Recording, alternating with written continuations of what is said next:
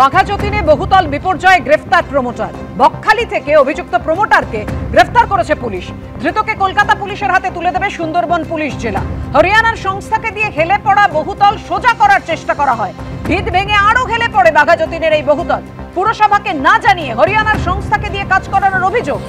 3 তলার অনুমতি নিয়ে 4 তলা বহুতল কিভাবে তৈরি হলো প্রশ্ন উঠছে তা নিয়েও। দেখতে পাচ্ছেন সেই অভিযুক্ত প্রমোটার যাকে গ্রেফতার করেছে পুলিশ। ধৃতকে কলকাতা পুলিশের হাতে তুলে দেবে সুন্দরবন পুলিশ জেলা।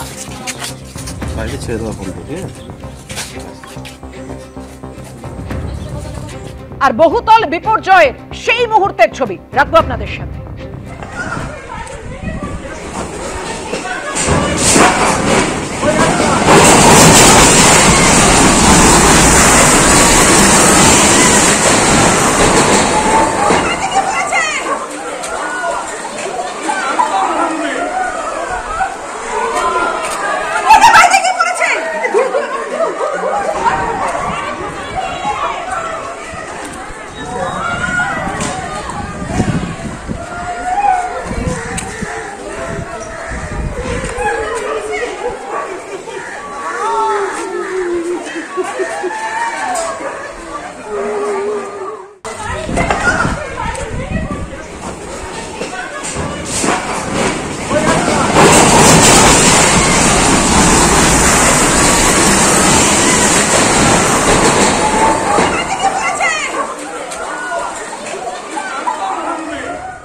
কতটা ভয়ের, কতটা আতঙ্কের বুঝতে পারছেন। শুধু ওই ফ্ল্যাটের বাসিন্দারা, ওই বহুতলের বাসিন্দারা নন, স্থানীয় মানুষজনও কতটা আতঙ্কে যে কিভাবে হুড়মুড়িয়ে ভেঙে পড়ছে এই বহুতলটি। এবং এই বাঘাযতীনে বহুতল বিপর্যয়ের দায় কার, যে প্রশ্ন বারবার উঠছে। গাড়ি তোলার যোগ দিয়ে সোজা করা হচ্ছিল এই বহুতল, এমনটাই দাবি করছেন মেয়র। পুরসভাকে না জানিয়ে কাজ করেছেন প্রমোটার। কোনো ইঞ্জিনিয়ারের পরামর্শ ছাড়াই বহুতল সোজা করার চেষ্টা করা হচ্ছিল। গাড়ি তোলার যোগ দিয়ে বহুতল সোজা করতে গিয়ে বিপর্যয় হয়, এমনটাই দাবি মেয়রের। কথা বলবো, আমাদের সঙ্গে রয়েছেন আমাদের প্রতিনিধি অর্ণব মুখোপাধ্যায়। অর্ণব, মেয়র ফেরাদ হাকিম তিনি দাবি করছেন, তিনি বলছেন যে গাড়ি তোলার যোগ দিয়ে বহুতল সোজা করতে গিয়ে বিপর্যয় হয়, কিন্তু কাউকে না জানিয়ে কেন এই বহুতল সোজা করতে গেল ওই প্রমোটার? অবশ্যই দেখো, তবে তার আগে তোমাকে একটা তথ্য দিয়ে রাখি। আজকের মতো এই যে বাড়ি ভাঙার কাজ সেটা বন্ধ রাখা হলো, তার কারণ এই বাড়িটি যেদিকে হেলে রয়েছে, এই বাড়িটি ভাঙার ক্ষেত্রে যে কোনোভাবে এই সামনের বাড়ির ওপর পড়ে যেতে পারে। তাই যেটা সিদ্ধান্ত হয়েছে যে বড় বড় লোহার যে বিম রয়েছে, সেই লোহার বিম সেগুলো কিন্তু এই বাড়ির যে পিলার রয়েছে 5টা পিলারে সেগুলোকে ঠেকনা বা সেগুলোকে সাপোর্ট দেওয়া হবে এবং সেই সাপোর্ট দেওয়ার পর ভাঙার কাজ হবে, অর্থাৎ যাতে এই বিল্ডিংটা পাশের বিল্ডিংয়ের ঘাড়ে না পড়তে পারে। এবং এই যে সাপোর্ট দেওয়া, লোহার বিম দিয়ে সাপোর্ট দেওয়ার কাজটা কিন্তু শুরু হবে আগামীকাল, তাই আজকে আপাতত বন্ধ রাখা হচ্ছে। অন্যদিকে তুমি যেটা বলছিলে, আজকে মেয়র ফিরহাদ হাকিম যেটা জানিয়েছেন যে জগগুলো ব্যবহার করা হচ্ছিল সেই জগগুলো তোমাকে দেখিয়ে দেবো। এগুলো 10 থেকে 12 টনের জগ। এই যে জগগুলো এখানে রাখা রয়েছে, এগুলো যেটা বলা হচ্ছে যে এগুলো 10 থেকে 12 টন ক্যাপাসিটি এগুলো নিতে পারে, তার থেকে বেশি নয়। এবং এগুলো মূলত হচ্ছে ট্রাক অথবা হচ্ছে লরি, সেই ট্রাক বা লরির ক্ষেত্রে এগুলো ব্যবহার হয়। এই যে দেখো, এই যে জগটা এই মুহূর্তে দেখছো, সেই জ্যাকগুলো কিন্তু লরি বা ট্রাক সেগুলো তোলার ক্ষেত্রে ব্যবহার হয়।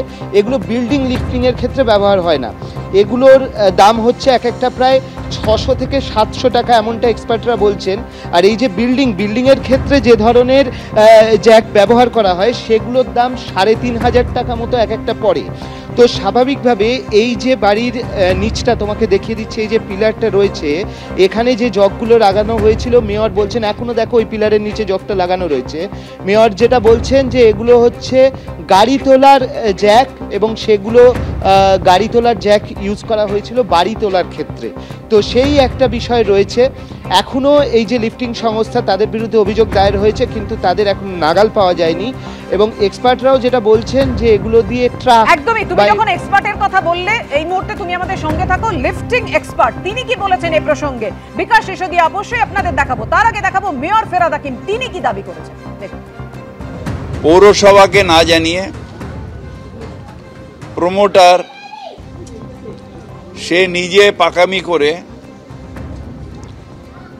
বোধহয় হরিয়ানার থেকে কাউকে নিয়ে এসে কোনো স্ট্রাকচারাল ইঞ্জিনিয়ারের সাপোর্ট না নিয়ে বা তার ওপিনিয়ন না নিয়ে, কর্পোরেশনের পারমিশন না নিয়ে বাড়িটা নাকি একটুখানি বেঁকেছিল, সেটাকে ঠিক করতে গেছে।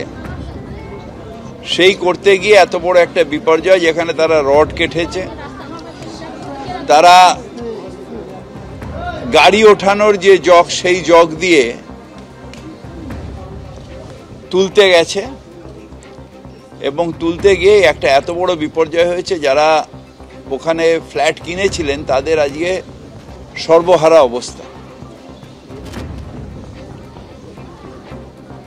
এই ইলিগাল প্রমোটিংয়ে এইটাই সমস্যা, যে যখন কোনো বিপর্যয় হয় তখন যেহেতু ইন্স্যুরেন্সও থাকে না, কিছু থাকে না, তখন যারা কেনেন তাদের সর্বহারা হয়ে যান তারা। বুঝতেই পারছেন কি অবস্থা, গাড়ি তোলার জগ দিয়ে বাড়ি সোজা করা হচ্ছিল। লিফটিং এক্সপার্ট বিকাশ সিসোদিয়া তিনি কি বলেছেন দেখুন। ये किस लिए यूज होता है, ये जॉक किस लिए? नॉर्मली जो एक्चुअली स्पेसिफिकेशन होते हैं इनके, और वो स्पेसिफिकेशन लाइक ट्रक वगैरह में यूज किए जाते हैं, ठीक है। नॉर्मली जो आजकल गाड़ियों में यूज किए जाते हैं उसमें होता है।